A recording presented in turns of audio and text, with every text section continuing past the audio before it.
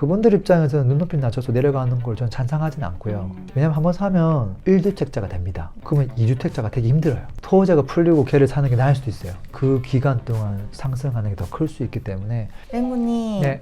이번에 규제 대책이 나오면서 거래량이 줄어들면서 서울 아파트 끝물이다 네. 라는 이야기가 조금씩 나오고 있던데 어떻게 생각하시나요? 아, 끝물이면 좋죠.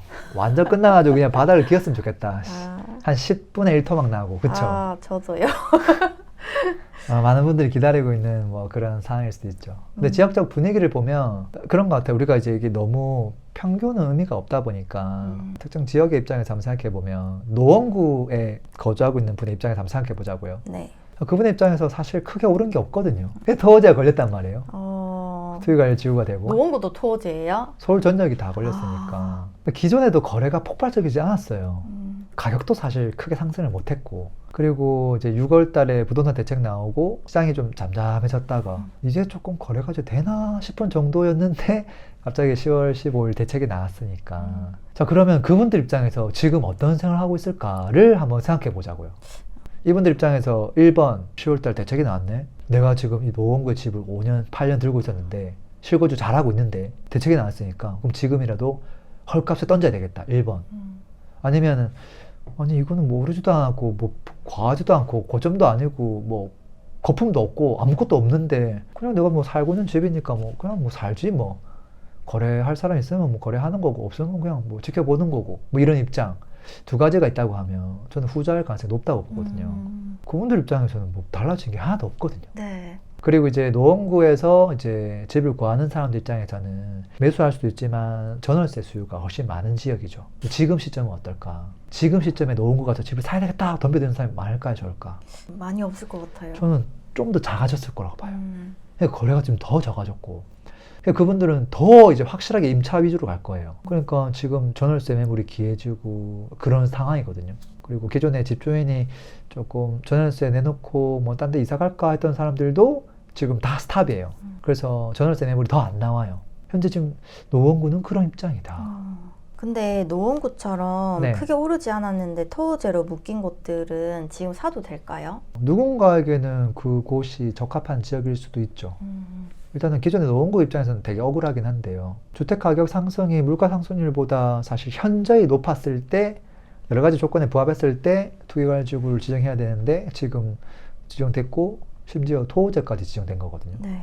근데 만약에 누군가가 이제 노원구라는 지역이 내 눈높이에 딱 맞는 지역이라면 안 될 이유는 없죠.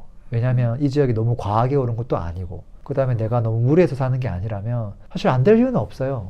다만 이제 다른 지역들 대비 입지적으로 사람들이 덜 선호하다 보니까 조금 그 수요의 크기가 약하다는 거지 이걸 사가지고 뭐 망할 확률은 뭐 사실 뭐 크게 없다 이렇게 저는 봅니다. 그러면 비규제 지역은 어때요? 비규제 지역 입장에서 한번 생각해 볼까요? 지금 현재 이제 비규제 지역들이잖아요. 그러니까 경기도 외곽에도 좀 있고 뭐 경기도 외곽 중에서도 조금 서울하고 가까운 지역 있죠. 뭐 예를 들면 뭐 동탄 신도시, 다산 신도시, 그다음에 고양시, 뭐 향동, 덕은, 삼송 뭐 이런 지역들, 뭐 구리도 마찬가지고 이제 그런 것들은 분위기가 좋죠. 크게 오르지 않았는데 원래는 이제 한 번, 두 번 그 다음에 타이밍이 딱 와야 되는데 그 위에가 딱 걸려버리니까 거래를 못하게 바로 흐름이 왔거든요. 근데 저는 이 지역들이 당장은 거래가 되고 시세가 조금 이렇게 올라가는 게 보일 수 있겠으나 장기적으로 확확 올라가는 건 어렵다고 보거든요. 왜냐하면 그 바로 위에 있는 상급지들이 지금 닫혀 있기 때문에 얘가 안 움직이면 비규제 지역도 올라가기 힘들다. 다만 거래가 조금 되니까 네. 여기는 살 수 있는 사람들끼리 뭐 서로 얼마든지 거래할 수 있는 시장이다 이렇게 볼 수 있죠. 그러면 규제 지역이랑 비규제 지역이랑 네. 지금 어떤 걸 살지 고민하시는 분들은 어떤 걸 네. 선택하면 좋을까요? 규제 지역에서도 이제 지역 나름이긴 한데 사실 비규제 지역보다 훨씬 비싸고 더 좋은 거를 살 수 있는 자금을 갖고 있는 분들이 있단 말이에요. 네. 그분들 입장에서는 눈높이를 낮춰서 내려가는 걸 전 찬성하진 않고요. 왜냐면 한번 사면 1주택자가 됩니다. 그러면 2주택자가 되기 힘들어요. 그럼 이걸 계속 들고 있어야 됩니다. 차라리 1년 6개월 기다렸다가 토지가 풀리고 걔를 사는 게 나을 수도 있어요. 왜냐하면 그 1년이라는 기간보다 나중에 1년 뒤에 사서 얘를 보유하는 기간이 더 길 거예요. 그리고 그 기간 동안 상승하는 게 더 클 수 있기 때문에 무턱대고 이거를 외곽으로 내려가는 건 저는 아니라고 보고, 근데 누군가에게는 지금 현재 비규제 지역이 딱 맞는 금액의 분들이 있어요. 이분들은 뭐 사실 뭐 크게 고민할 건 없는 거죠. 근데 토호제가 언제 풀릴지 알 수 있어요? 일단 기본적으로 내년 말까지 한다고 했는데 네. 가서 또 뭐 하겠죠. 뭐 연장을 하든 풀어주든. 근데 이제 집값이 또 얼만큼 올라가느냐 좀 안정화되느냐에 따라 달라지겠죠. 그리고 너무 오랫동안 묶어두면 사람들 반발이 계속 나오겠죠. 왜냐하면 지금 이 정부의 목적이 집값이 1원도 오르면 안 되라는 입장은 분명히 아닐 거예요. 그러니까 좀 안정적으로 조금만 가라 이런 목적인데, 이게 풍선 효과가 좀 예측되다 보니까 그냥 다 집어넣은 거거든요. 좀 문제가 있죠 사실은. 근데 어쨌든 뭐 정부의 어떤 고충도 있겠죠. 어느 정도 이게 조금 방어를 했다라고 생각되면 그래도 좀 뭐 몇 개 지역은 빼고 나머지 지역들은 좀 풀어줄 가능성도 다분히 높지 않을까 생각 들기는 합니다. 그럼 규제 지역 중에서도 네. 원래부터 토호제 지정된 강남이나 용산은 어때요? 물론 이제 규제 지역도 급지가 1급지냐 뭐 2급지냐에 따라 좀 다르긴 합니다. 예를 들어서 뭐 기존부터 토호제 지역이었던 지역이 강남 3구랑 용산구였죠. 네. 여기는 이번엔 토호제에 걸리더라도 사실 느낌이 없어요. 원래 계속 토호제였으니까. 네. 그리고 그곳은 실수요자들만 선택 가능했잖아요. 지금도 실수요자들만 가능하고, 그분들은 지금 어떻게 하고 있을까요? 실수요자들이. 내가 만약에 강남 3구나 이런 곳에 전세 거주하고 있어요. 근데 이분들이 집을 살까 말까 하고 고민했던 수요가 있거든요. 근데 그 부분들이 10월달 대책 나왔다고 해서 집을 못 사는 걸까요? 살 수는 있지. 대출 금액이 좀 줄어든 거죠. 근데 살 수는 있다. 다만 이분들이 지금 느끼는 건 뭐냐면 심리적 압박이 크죠. 너무 센 정책이 나왔다 보니까 초심자분들은 집을 절대 사면 안 된다고 생각하거든요. 그게 아니라 여유가 되고 내가 살 생각이 있었다고 하면 움직일 수도 있는 거예요. 너무 급하게 움직일 필요는 없겠지만 금액 나오는 걸 모니터링 하면서 좀 저렴하고 괜찮은 물건들을 뭐 거래하는 것들은 충분히 저는 할 수 있다고 보긴 하는데, 일단은 이 지역이 앞으로 어떻게 될 거냐라고 보면 거래량은 급감할 거라고 봐요. 왜냐하면 그 실수요자들이 심리적으로 압박을 많이 받습니다. 올라갈 때야 신나게 올라가는데 이게 조금 거래 주춤하네, 시세가 조금 둔감하네, 그러면 이분들은 또 심계보다 안 움직여요. 그때 움직여야 되는데. 그래서 거래량이 되게 급감할 것 같다. 눈치 보기 장세가 좀 되게 길어지겠다, 그런 생각이 듭니다. 당분간은. 실제 데이터도 궁금해요. 뭐 그런 거죠. 데이터는 이제 아무래도 이제 통계 기반으로 이제 지금 뭐 평균치가 많이 나와 있거든요. 뭐 아실이라든지 이런 자료들 보면 대부분 다 뭐 KB부동산 주처들이 많은데, 네. 그 주택가격 심리지수라는 게 있거든요. 네. 이게 100보다 크면 집을 살려고 하는 사람의 수요가 많은지, 100보다 작으면 집을 살려고 하는 사람들이 없다, 이런 말이거든요. 지금 그래프를 보면 지금 좀 뭔가 떨어진 것 같아요. 지금 전반적으로 23년 1월 달부터 바닥을 치고 축축 올라오는 추세였어요. 그 중간중간에 이제 조금 확 열기가 올라왔다가 봄에, 또 여름에 주춤했다가 가을에 확 붐이 불었다가 그게 반복이었고, 지금도 이제 최근 8, 9월 달에 불장이었다가 지금도 다시 쭉 내려오고 있는데, 이게 완전히 바닥을 기고 있는 수준은 아니에요. 좀 더 지켜봐야 돼요. 서로 좀 팽팽하게 신경전을 벌이고 있다, 이렇게 보면 될 것 같고요. 그 다음에 실제 거래량은 어떠하냐. 이 거래량이 더 정확하죠, 심리보다. 네. 거래량을 보면 일단 제가 비규제 지역을 먼저 체크해 봤습니다. 비규제 지역의 대표적인 다산 신도시, 이런 것들 다 체크해 보면 지금 8월달, 9월달, 10월달 모 아파트의 실거래가 지금 거래량입니다. 딱 찍힌 개수가 보이잖아요. 10월 달에 오히려 더 많이 찍혔고, 10월 달에서도 날짜를 봐야 됩니다. 이게 15일 이후인지 아닌지. 15일 이후가 더 많아요. 시행하고 나서 오히려 여기가 비교되니까 이거라도 사야 되겠다고 급하게 달려온 거예요. 11월 달도 거래량이 바바박 터지겠죠. 그러니까 비규제 지역은 오히려 뜨겁다, 이렇게 해석을 해주는 게 맞고요. 네. 이 지역뿐만 아니라 실제 뭐 많은 지역들이 그렇습니다. 그럼 반면에 이제 원래 규제 지역이 아니었는데 규제 지역이 된 지역이 있죠. 네. 강남 3구 이런 거 말고 마포구 이런 것들. 이런 것들은 거래량을 보면 9월달 거래가 많았거든요. 근데 10월달 거래가 확실히 줄어들었습니다. 네. 그리고 뭐 거래 취소도 있고. 그리고 좀 더 내려가서 동작구, 영등포구 쪽으로 가면 신길 뉴타운, 사람들이 선호하는 아파트 신축들이 있거든요. 뭐 6월달, 7월달, 8월달, 9월달 거래 쭉 있었는데 10월달에 거래 한 건. 이마저도 10월 2일 날 있었던 거예요. 그러니까 10월 15일 이후로 거래가 사실상 찾아보기가 매우 어려워지고 있다. 그 다음에 강동구로 가서도 예를 들어서 강동구 또 인기 있는 뭐 아파트들이 좀 있죠. 네. 모 아파트에도 거래량을 보면 10월 초 거래가 4건 있었는데 그 이후로 거래가 없습니다. 근데 그 9월달, 6월달 거래 팍 폭발했죠. 근데 계약 취소가 진짜 많네요. 그건 이제 상승장에도 있는 거예요. 네. 파기를 자꾸 하니까 너무 올라가니까. 오르니까. 네. 근데 그것보다는 지금 이제 10월달 거래 건수가 얼마큼 줄었는지, 거래 일자가 10월 15일 이후로 거래가 있는지 이런 걸 체크해봐야 되는데 거의 없다. 이게 사실 허리라인이거든요. 그럼 실제 현장 분위기는 어떻나요? 현장에서 분위기는 지역이 또 어디냐에 따라 지금 완전 다르거든요. 네. 평범한 서울의 뭔가 동작구, 강동구 이런 지역은 아무래도 좀 조용해졌다 이렇게 봐야 되겠죠. 그리고 이제 매수자 입장에서 들여다보는 게 좀 더 좋다고 저는 보는데, 기존에는 이제 거의 매도자 우위였죠. 사면 사고 말란 말아. 집을 뭐 하루에 뭐 5명씩 보러 오니까 되게 느긋했죠. 근데 지금 대책이 나오고 나서 이분들이 어떻게 하느냐. 상담 문의가 많다고 합니다. 저는 어떻게 해야 돼요, 소장님? 이런 상담. 실제 막 물건을 급하게 내놓는 게 아니라. 매수자 같은 경우는 대책이 나오기 전에는 마음이 되게 급했어요. 저도 이제 그런 사람들 많이 봤거든요. 막 밑도 끝도 없이 무조건 살려고 하니까. 근데 지금 이분들은 약간 관망하는 분위기로 바뀌었죠. 그래서 뭐 급매 아니면 좀 기다려보자. 뭐 이런 생각을 갖고 있는 것 같고, 심지어 급매를 찾는 행위도 잘 안 하는 것 같아요. 이전에는 사실 물건만 양호하면 바로 그냥 계약이 됐거든요. 네.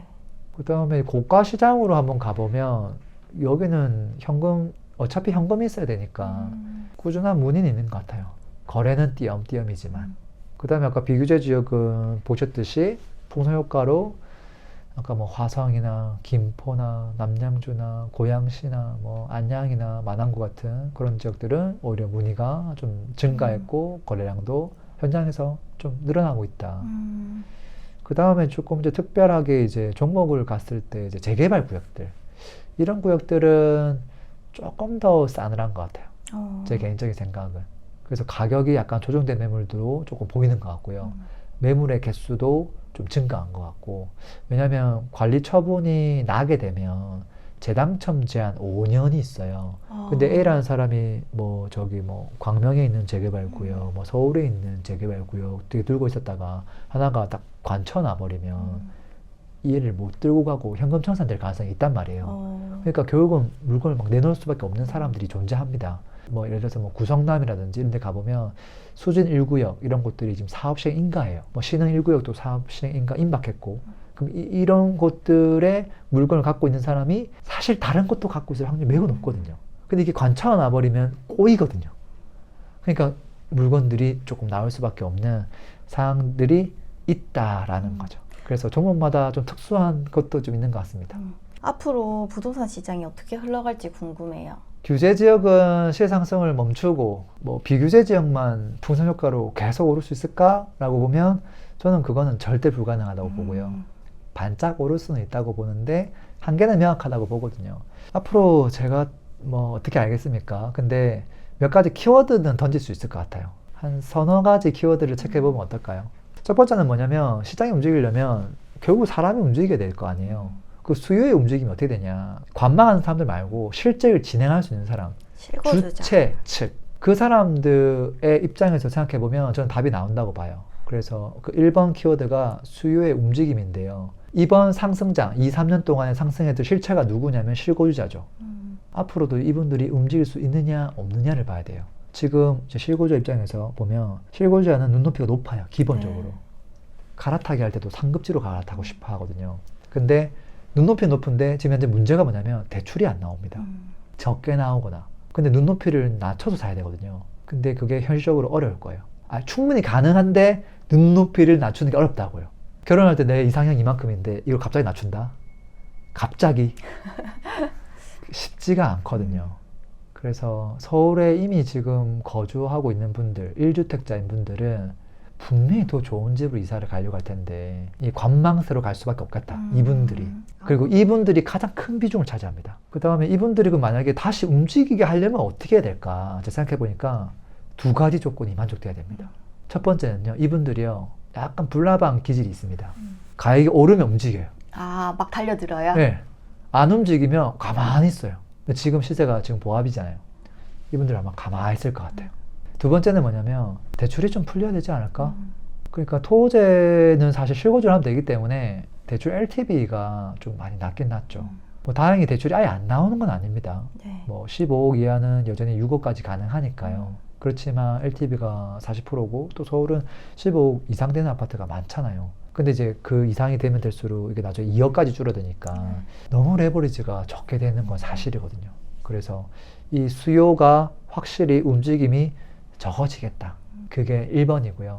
2번은 뭐냐면 수요가 아니라 그거보다 더 큰 돈의 움직임을 좀 봐야 될 것 같아요. 지금 봐봐요. 이 규제가 없었으면 이 사람들은 내 집만 했을 거예요. 네. 대책 안 나오고 했었으면. 근데 지금 대출로 뻑 잡혀버렸죠. 부동산에 꼭 묶였잖아요. 지금 그 돈 다 어디 가고 있는 줄 알아요? 주식 시장의 예치금이 한 주에 진짜 기하급수적으로 증가하고 있어요. 충분히 그럴 수 있죠. 되게 뭐 직장인들이 하는 뭐 3천만 원, 5천만 원 쌈짓 돈이 아닙니다. 내 집 마련하려고 5억, 10억, 20억 그 뭉칫 돈이 주식으로 간다 생각해보세요. 그 여파도 지금 있죠, 사실. 없지 않아 있죠. 그리고 이제 주식시장이 지금 하락장이었으면 섣불리 안 들어가겠죠. 그 사람들이 원래 주식을 했던 사람이 아니기 때문에. 근데 화랑기가 되면 그럼 이걸 못하니까 이걸 하면 되지 않나? 하고 쉽게 들어가겠죠. 그러면 상대적으로 또 한동안 또 부동산 쪽으로 돈의 움직임이 좀 적게 들어오겠죠. 물론 나중에 시간 지나서 주식으로 돈을 많이 벌면 다시 또 부동산 오긴 올 겁니다. 그렇지만 지금 당장 시점만 놓고 보면 부동산보다는 다른 시장으로 눈을 조금 돌리겠구나 그런 생각도 듭니다. 좀 부정적이죠. 세 번째는 뭐냐면 키워드가 그럼에도 불구하고 다른 종목들을 싫어하는 사람들, 관심 없는 사람들도 대단히 많죠. 저는 그 부동산 러버라고 보는데 그분들은 여전히 저는 뭐 매수를 하려고 지켜볼 거라고 저는 봅니다. 그리고 조금 괜찮은 게 나오면 뭐 살 거라고 보고요. 그리고 본인이 갖고 있는 자금이 작은 분들은 저는 당연히 비규제 지역 갈 거라고 보고 또 지방에 있는 광역시에 있는 분들도 당연히 뭐 살 수 있는 사람들은 부동산을 살 거라고 봅니다. 네. 그 수요는 여전히 존재할 거라고 보고요.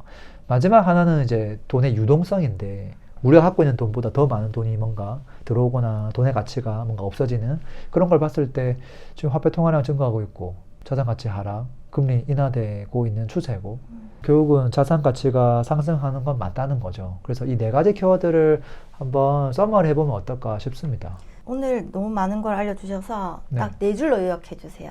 제가 네 가지 키워드를 했으니까 네 줄로 좀 요약해 볼게요. 요약이 되려나 모르겠다. 첫 번째. 수요는 반토막이 났다. 돈의 움직임은 부동산이 아닌 다른 곳으로 유입되고 있다. 네. 세 번째, 부동산 찐 수요, 러버는 항상 존재한다. 그 다음, 유동성에서 자산의 가치 상승을 부추기는 요소들은 현재 진행 중이다. 이렇게 보시면 될 것 같습니다. 그게 부동산 가격의 전망을 하는 데 도움이 되지 않을까 싶습니다. 네, 오늘도 감사합니다. 네, 오늘도 들어주셔서 고맙습니다. AI 시대에 어떻게 우리가 투자를 해야 될까요? 그냥 궁금한 것들을 채팅으로 남기시면 됩니다. 자, 매매가 13억에 맞는 아파트 추천해줘 하시면 3초만 기다리시면 아마 AI가 가장 최적의 입지를 고려한 아파트를 추천해 줄 겁니다. 하나, 둘, 셋. 자, 어떤가요? 13억대 아파트, 그리고 재개발 구역, 조금 더 나아가서 수익형 부동산까지 회원가입 없이 그냥 입력만 하시면 바로 보실 수 있으니까 바로 확인해 보세요. 원하시는 아파트 찾아볼 수 있을 겁니다.